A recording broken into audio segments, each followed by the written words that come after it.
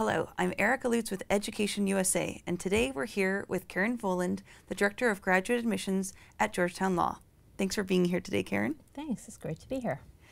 Karen, tell me what the most surprising observation is of students who have just completed their LL.M degree. I think there are a couple of things that students tell me surprise them very much about their LL.M experience. And the first one of those is that academically the year is often much more difficult and rigorous than they expected. Many but not all of our LL.M students have worked for a couple of years after their first degree in law and before they do the LL.M. And so they expect that maybe they're taking a year abroad and they're going to be learning about a new city and in making new friends and learning some law at the same time. But when they get there, they find that, in fact, the LL.M is a full-time job in and of itself. They have a lot of preparation that they do before classes, and even though they may not spend so many hours actually in class per week, the amount of time that they spend preparing outside of classes is pretty significant.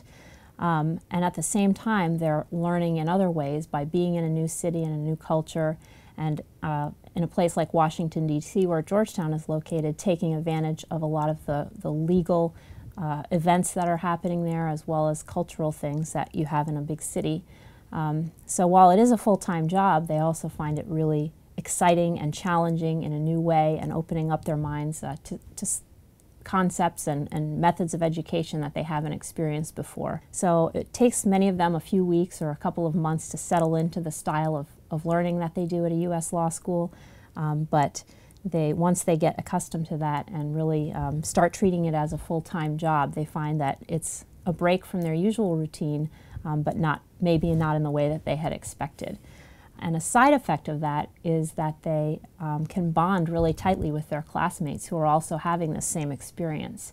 And at Georgetown, I think one of the things people don't expect is what a wonderful network of friends and colleagues they're developing during this LL.M experience. We're lucky to have students every year from 55 to 65 countries.